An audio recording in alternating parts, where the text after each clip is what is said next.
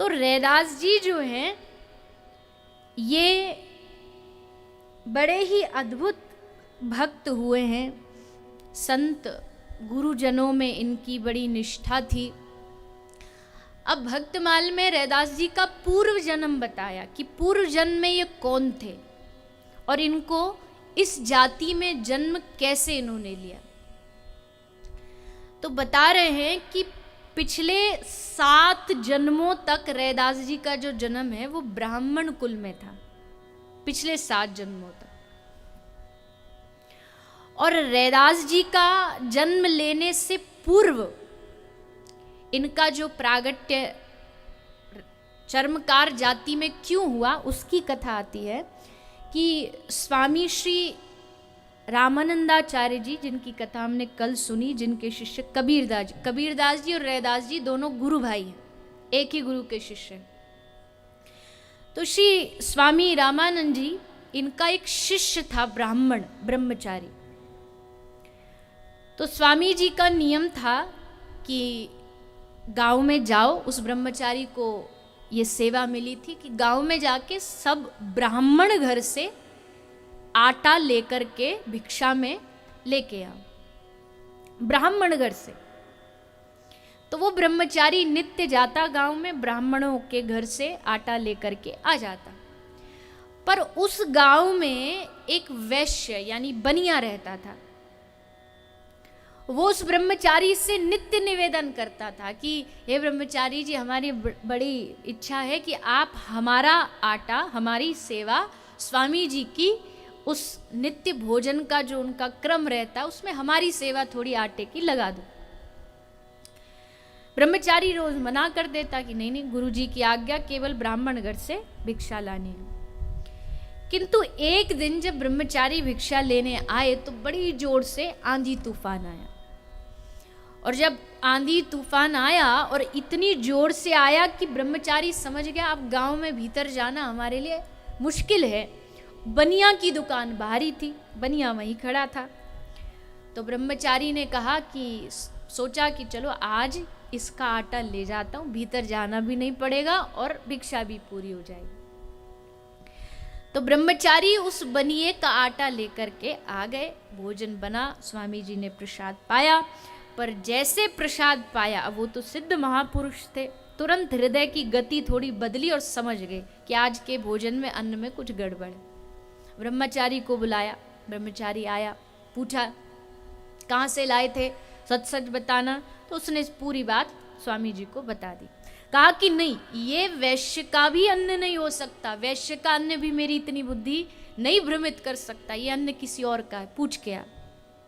ब्रह्मचारी गया, उसने वैश्य से पूछा कि सच सच कहो कि नहीं तो महाराज का श्राप तुम्हें लगे, कहाँ से लाए थे आटा।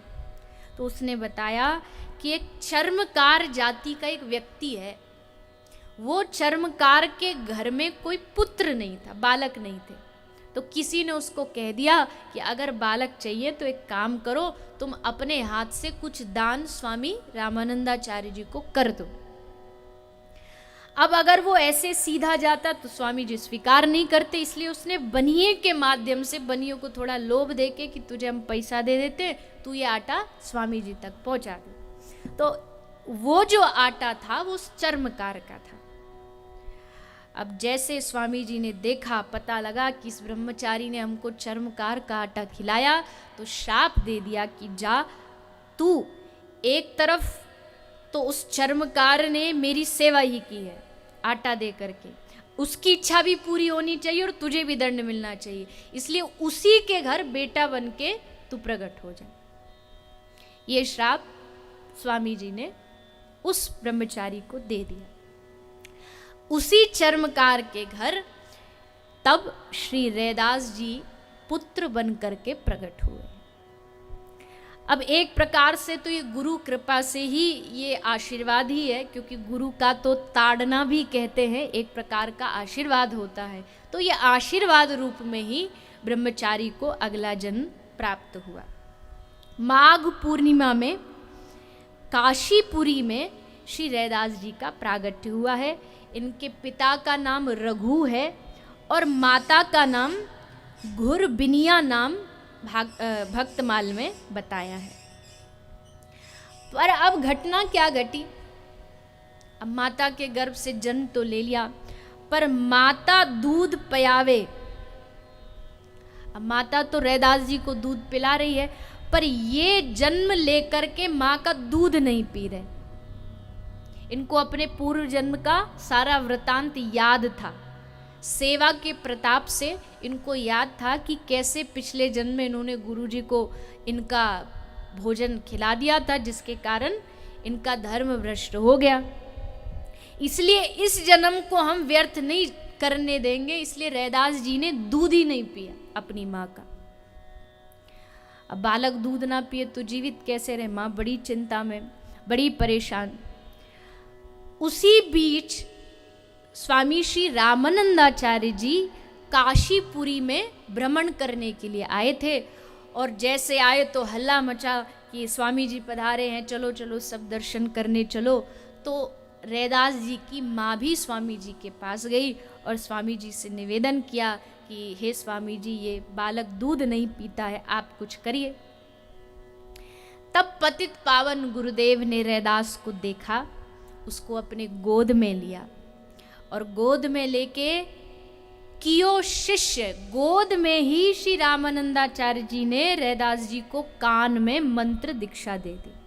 कान में मंत्र दिया और कहा कि बेटा अब तेरी दीक्षा हो गई है, और दीक्षा होने के बाद स्वतः ही तेरी जाति श्रेष्ठ हो गई है, और वैसे भी तू भगवत भक्त है, इसलिए अब तू अपनी माँ के गर्भ से, माँ के स्तन से दूध पी।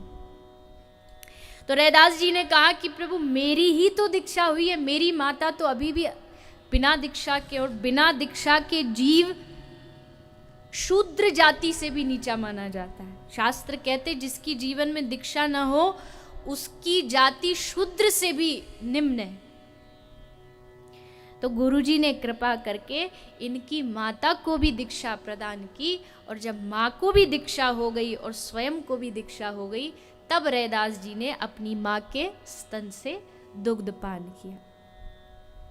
तो ये रैदास जी के प्रागट्य की कथा है।